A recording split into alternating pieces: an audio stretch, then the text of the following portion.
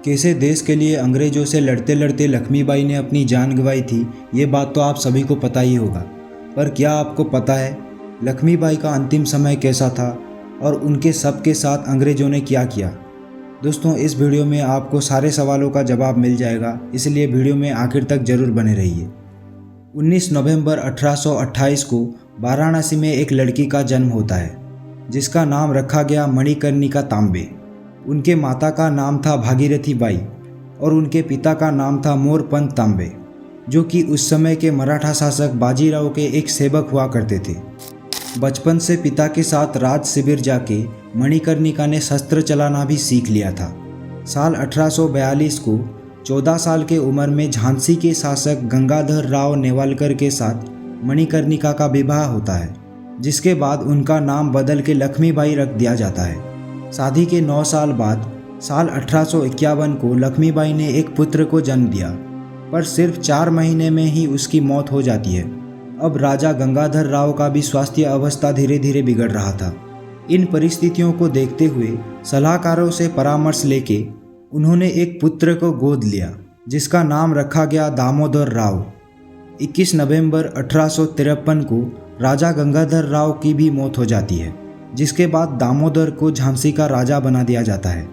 अंग्रेजों को भी मालूम था कि दामोदर एक बच्चा है और वो राजा गंगाधर का असली संतान भी नहीं है, इसीलिए वो लोग झांसी को कब्जा करने की साजिश करते हैं और दामोदर के ऊपर मुकदमा चालू कर देते हैं। इस मुकदमे में लक्ष्मीबाई हार जाती हैं और उन्हें झांसी छोड़ के जाना पड़ता है, क्योंकि राजा गंगाधर राव ने अंग्रेजों से भारी मात्रा में कर्ज ले रखा था।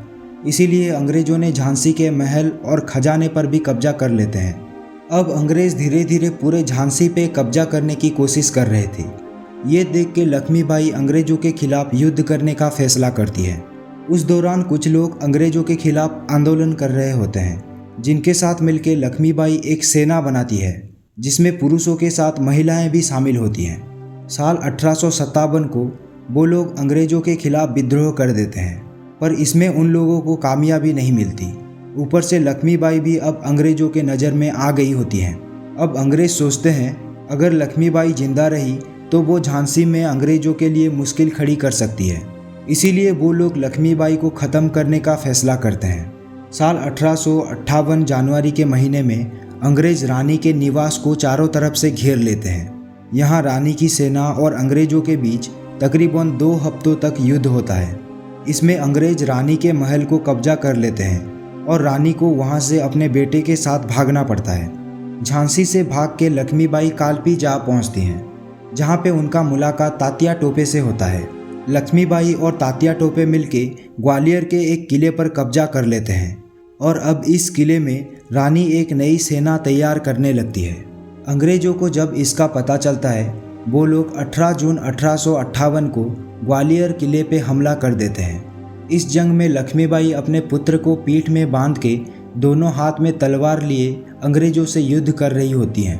पर कुछ समय बाद अंग्रेजों की एक दूसरी टुकड़ी वहां पहुंच जाती है और वो किले पर कब्जा कर लेते हैं। अब रानी को अपने कुछ साथियों के साथ वहां से भागना पड़ता है ताकि वो और मजबूत होकर फिर से लौट सके। अंग्रेज यहाँ रानी का पीछा करते हैं और कोटा में उनका फिर से युद्ध होता है। यहाँ चोटिल होते हुए भी रानी लगाम को अपने मुंह में रख के दोनों हाथों में तलवार पकड़ के अंग्रेजों से वीरता से युद्ध कर रही होती है। लड़ते लड़ते लक्ष्मीबाई एक नाले के पास पहुँचती हैं। उनको लगता है वो इस नाले को पार कर लेंगे, पर उनका घोड़ा बहुत देर से दौड़ रहा होता है, इसीलिए वो यहाँ अपने पैर रोक लेता है। इसका फ़ायदा उठा के अंग्रेज राइफल से एक गोली चलाते हैं, जिसमें रानी का एक तलवार उनके हाथ से गिर जाता है।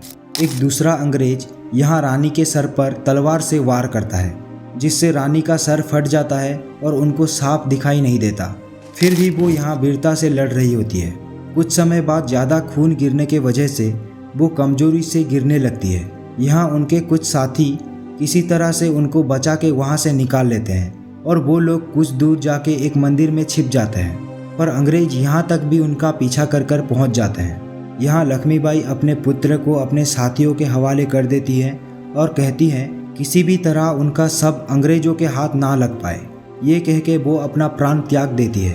अब उनके कुछ साथी आसपास से कुछ लकड़ी और सूखे पत्ते एक जगह पर जमा करते हैं और मंदिर के पास ही रानी के शव को जला देते हैं। रानी लक्ष्मीबाई के शव को जलाने के बाद उनके कुछ साथी दामोदर को लेके वहाँ से पीछे के दरवाजे से निकल जाते हैं और 3 साथी वहीं पर रुक के अंग्रेजों पर गोली चला रहे होते हैं। कुछ समय बाद अंग्रेज उन तीनों को मार देते हैं और अंदर जाके रानी के शव को ढूंढने लगते हैं, पर तब तक रानी का शव जल चुका होता है और सिर्फ कुछ हड्डियां ही वहां मौजूद होती है और यहां अंग्रेजों को निराशा हाथ लगता है। दोस्तों, इसी तरह सिर्फ 29 साल के उम्र में मातृभूमि के लिए लड़ते लड़ते लक्ष्मीबाई अपनी जान दे देती हैं। क्या आपको पता है अंग्रेजों ने कैसे भारत को अपना गुलाम बना लिया था? जानने के लिए स्क्रीन पे जो वीडियो है उसे क्लिक करके पूरा जरूर देखिए।